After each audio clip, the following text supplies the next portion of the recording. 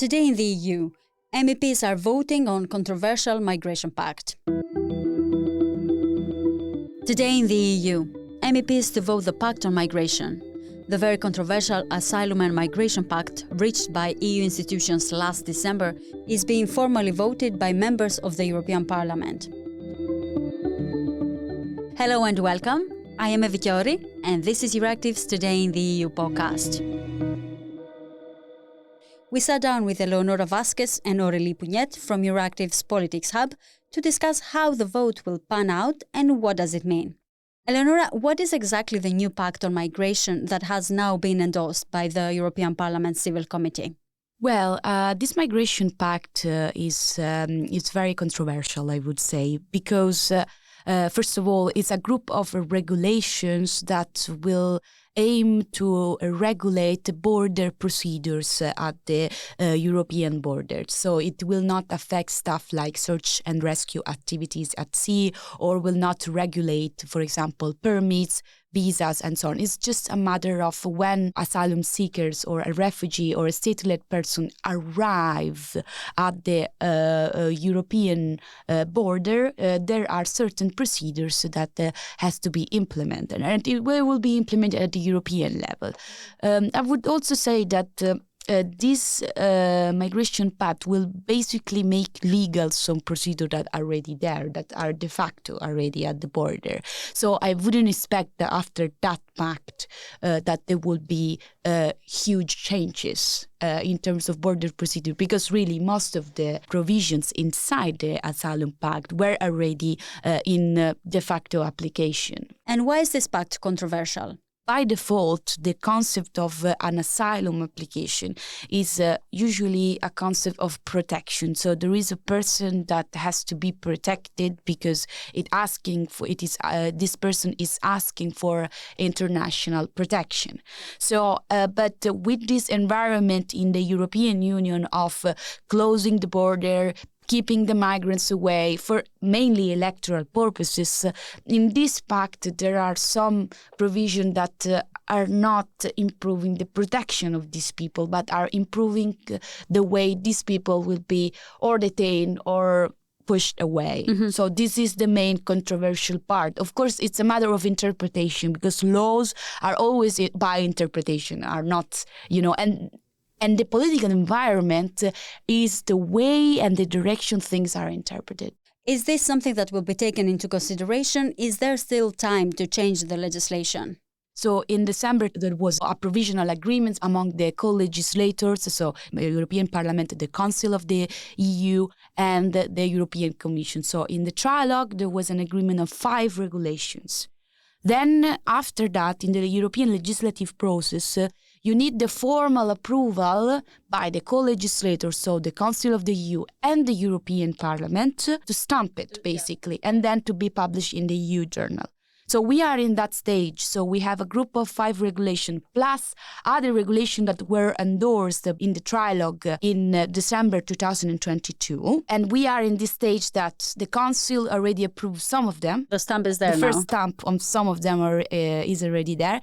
And then now we are looking at the stamp of the Parliament. This vote will be very controversial because some MEPs are realizing step by step what it is in it. They're actually reading the text and they're realizing that, okay. Yeah, some of them that were not, of course, directly involved, maybe that I cannot say who exactly will vote against, but I expect, for example, the left, which is the smaller group at the European Parliament, to vote against. But I would expect also some members of the bigger group, like some socialists, to vote against. Already, for example, Pietro Bartolo from the Italian Democratic Party said that he disagree with some part of the Migration Pact.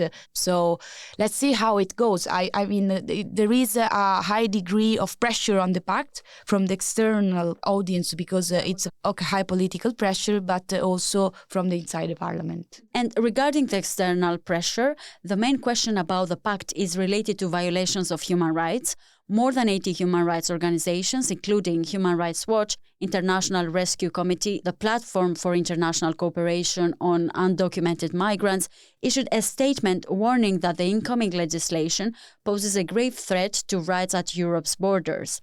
Is this something that will be taken into consideration, or do you think it will just be brushed over? It's kind of too late because we are in the stage of that they have to put a stamp on the final one. Exactly. So when they will vote on the pact, there will be no amendments. Some MEPs are realizing it step by step. So what the maximum they can do is just to vote against. But if you vote against, there will be the second time in 10 years that the European Union will fail to have an EU or harmonized rule on migration. So there is a lot of political pressure on this also on the side of the European institution that years and years of negotiating will be wasted in just one vote. This is something that was already there, that there are violation and potential violation according to this pact that are extremely worrying. For example, Eurodac is a system that gather information, for example, fingerprints or racial profiling of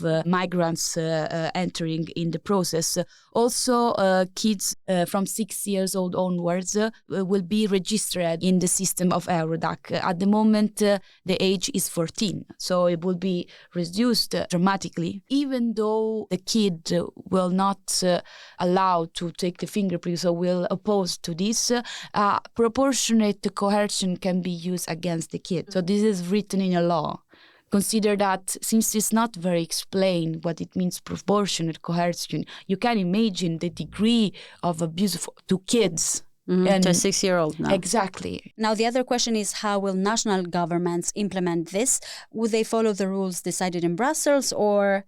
National governments are very happy about this pact, most of the national governments, because it's a pact in which member states will be strongly sovereign in the border procedures, but at the same time will have the same rules in the all member states.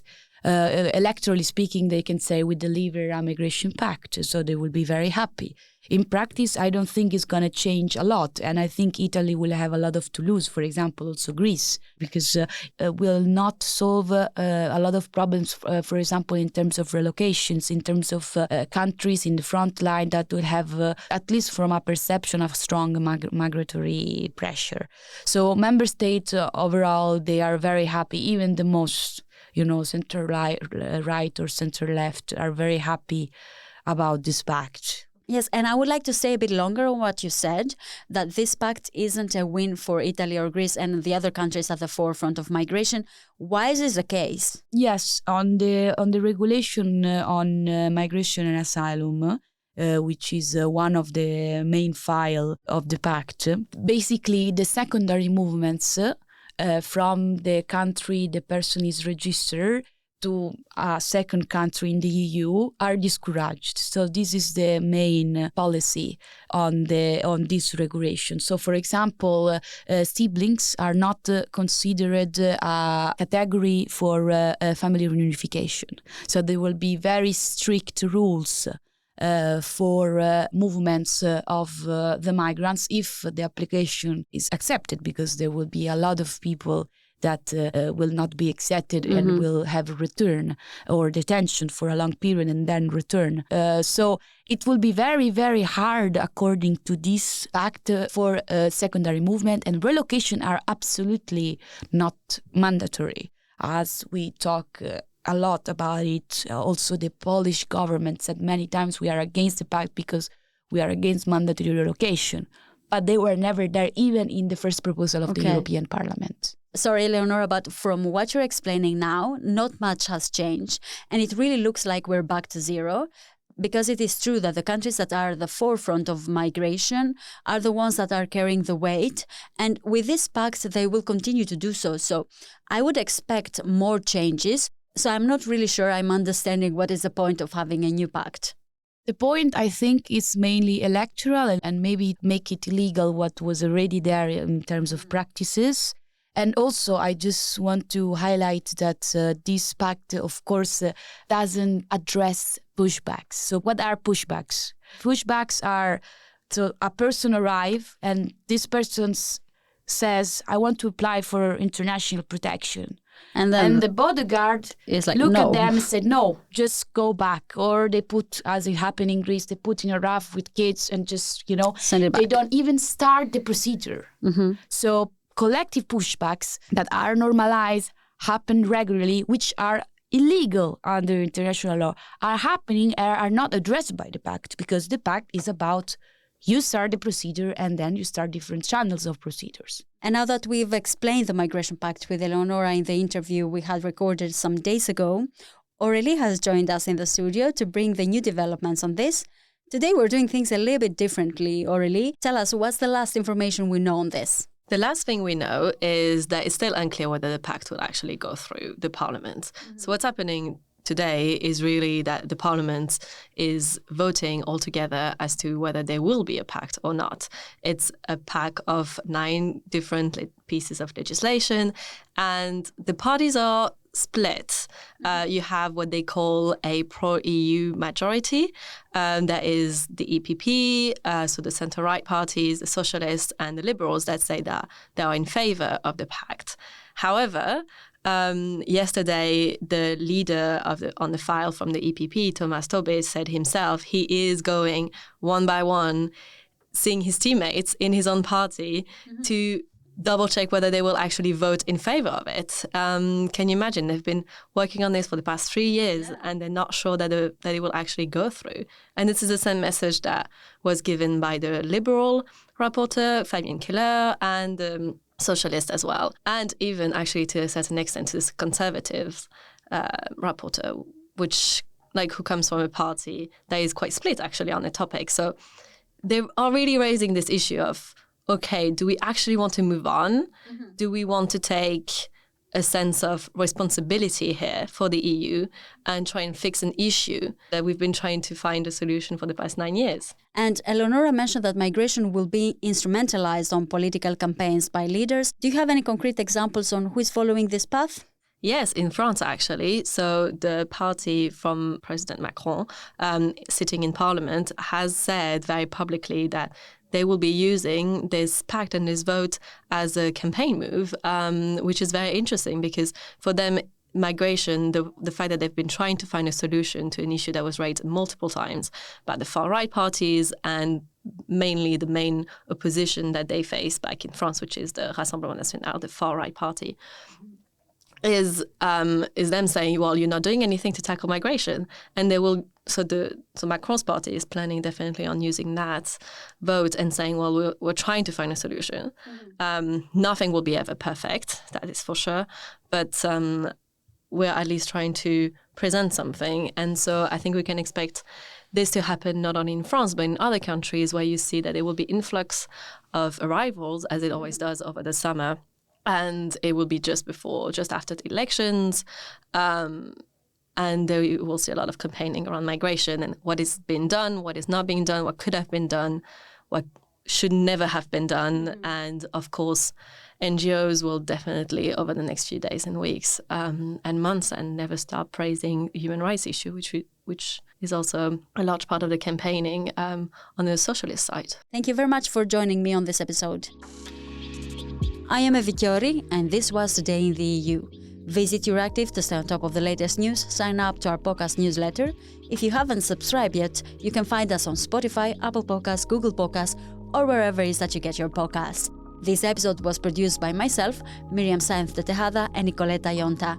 Thank you for tuning in, and we will be back tomorrow.